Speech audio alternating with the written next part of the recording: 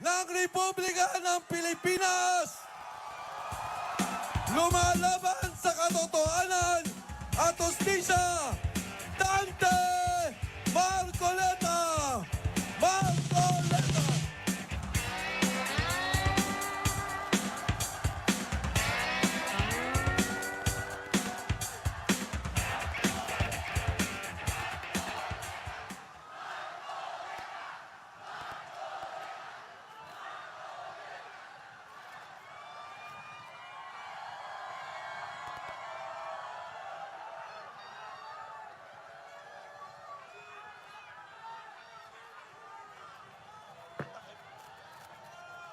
Magandang gabi po sa ating lahat. Unang-una na po ay gusto ko pong magpasalamat sa inyong lahat. Kahapon pa po ay tinitingnan ko na kayo. Lalong-lalo na po yung nanggaling pa sa malalayong lugar. Meron pa po ako nakitang nasa panig ng katandaan, mga lolo at mga lola. Kahit na po ang lakas ng buhos ng ulan, walang tumitinag, walang umuuwi. Lalo na kung nagpapahayag po kayo ng ating pagkakaisa. Ang ating hinahanap na katarungan, hinahanap nating katotohanan, transparency at accountability. Salamat po sa lahat ng mga kapatid sa Iglesia ni Cristo.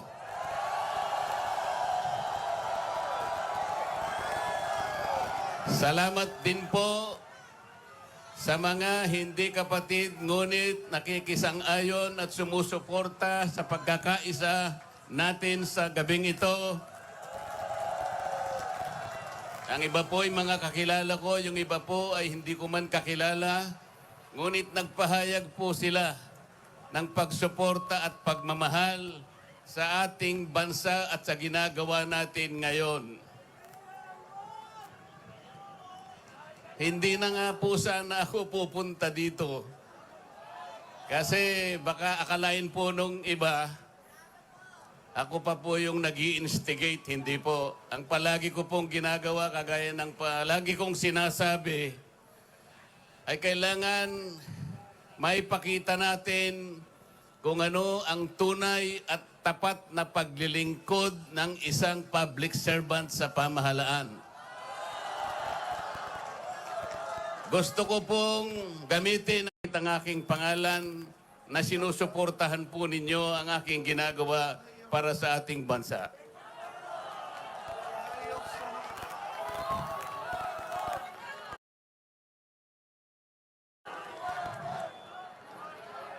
Pangalawang araw na po ito, ngunit hindi ko nakikita sa mukha ninyo ang kapaguran.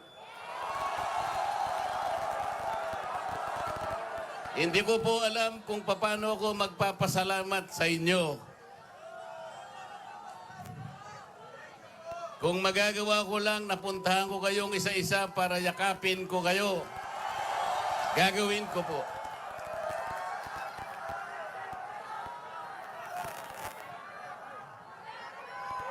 Naisip ko nga, magdadala na lang ako ng hopya.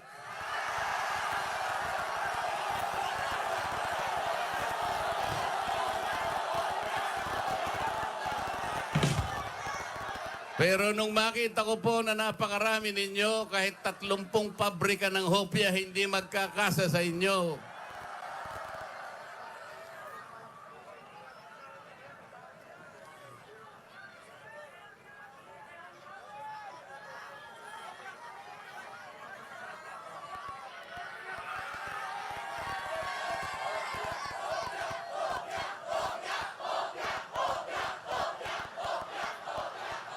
Bakit nilulunod ang pag-iimbestiga sa flood control scam? Bakit si Marcoleta ang ikukulong, kayo ang mandarambong?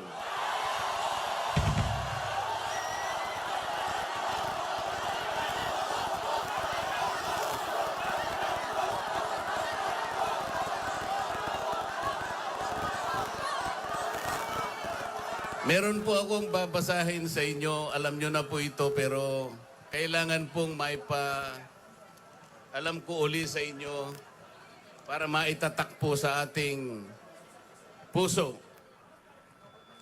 Ang babasahin ko po sa inyo ay yung pambungad o yung preambulo ng ating saligang batas. Ito po ang kauna-unahan, ito ang pambungad, ito yung panimula. Kung tawagin natin sa English ay preamble. Ito po ang sama-samang isinulat ng bawat isang Pilipino noong ang ating saligang batas ay ating pinagtibay. Babasahin ko po. Kami, ang nakapangyayaring sambayanang Pilipino na humihingi ng tulong sa makapangyarihang Diyos upang bumuo ng isang makatarungan at makataong lipunan at magtatag ng isang pamahalaan nakakatawan sa aming mga mithiin at mga lunggatiin. Magtataguyod ng kabutihan sa bawat isa, mangangalaga at magpapaunlad ng aming kamanahan at titiyak para sa aming sarili at sa angkanang susunod ng mga biyaya ng kalayaan at demokrasya sa ilalim ng pananaig ng batas at ng pamahalaang puspos ng katotohanan, katarungan, kalayaan, pag-ibig, pagkakapantay-pantay at kapayapaan ay naglalagda at naghahayag ng konstitusyong ito. Mga kababayan, ito po ang batayan kung bakit nandito tayo ngayon. Nais nating ipaalala sa pamahalaan ang ating mga layunin, ang ating mga adhikain, ang ating mga pangarap para sa ating sarili at sa susunod na saling lahi, at ang ating pangarap sa ating pinakamamahal na bansa. Ito po ang aking paninindigan at alam ko ito ang ating pinagkaisang paninindigan ngayong gabi. Nakahanda po akong magpakulong.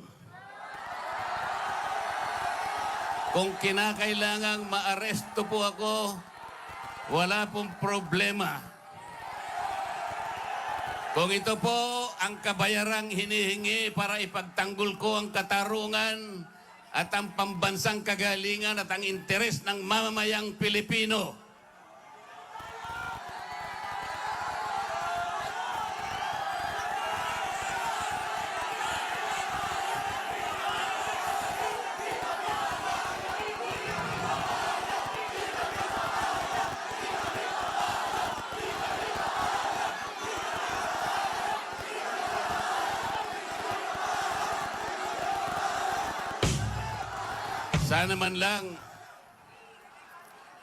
sana man lang may ninakaw ako.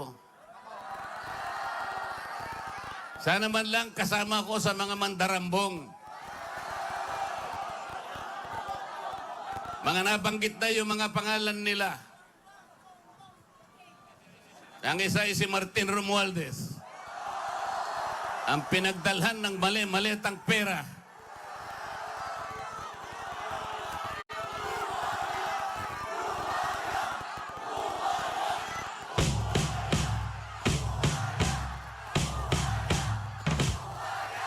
Ako po ang ibinibintang nila sa akin ay salaping pantulong para sa kampanya para ako ay manalong isang senador. Mga kaibigan po na pribado at sarili lang pera ang kanilang itinulong sa akin, baka sakaling manalo nga po ako at nanalo nga po.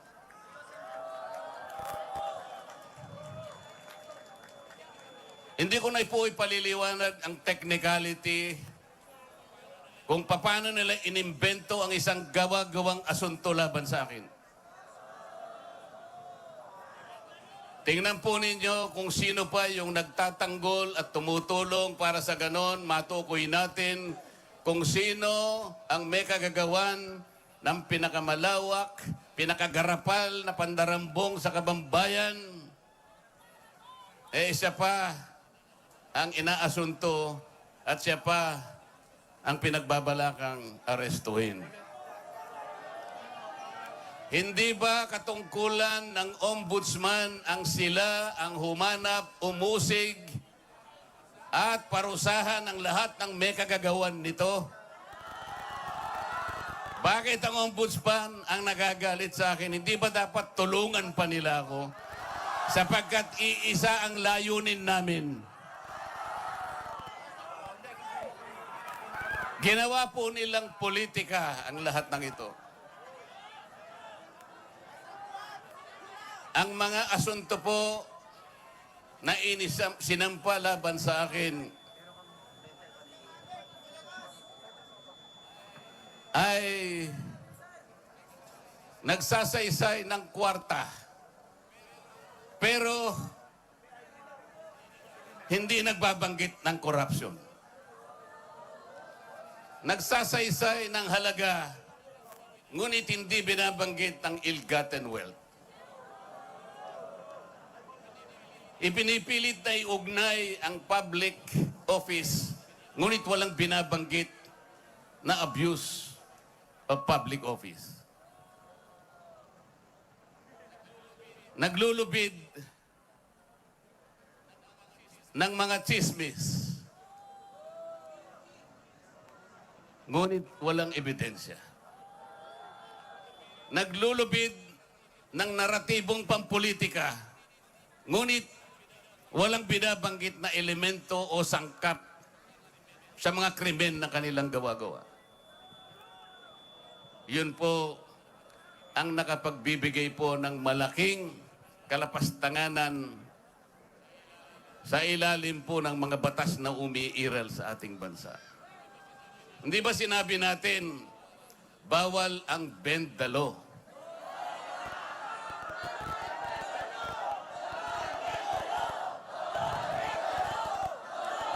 Ayun. Don't bend the law.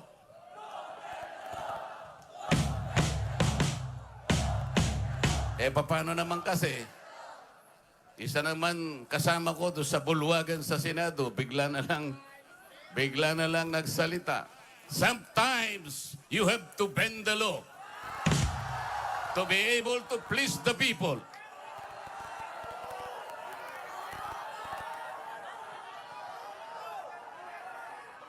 Sumagot naman yung kausap. Sumagot yung kausap. Tinanong kasi siya kung tama yung sinasabi.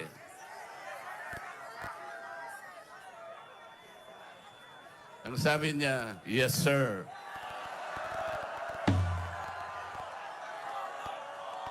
Mga kababayan, uulitin ko po ang aking pagsaludo sa inyo. Ang aking paggalang, ang aking pagpapasalamat sa ipinakita ninyong pagsuporta at pagmamahal sa akin at sa mga bagay na ipinaglalaban nating lahat. Ang katarungan, ang katotohanan, ang pananagutan at ang katarungan. Huwag po tayong maghiwa-hiwalay. Ang sabi nga natin, we are one. We are one. We are one. Maraming salamat po sa inyong lahat.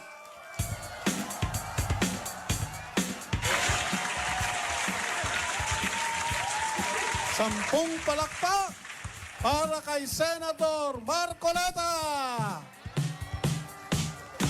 Dagdagan pa natin because we are one.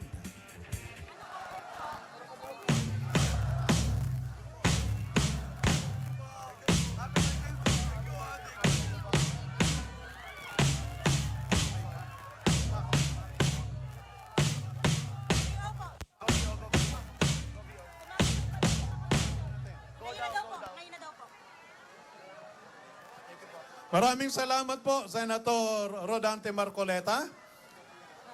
Mga kababayan, abangan natin maya-maya ang mensahe ng kapatid na Arnel Tumanan. Pero bago po yon, pakinggan po muna natin ang salooben ni Miss Cathy Binag.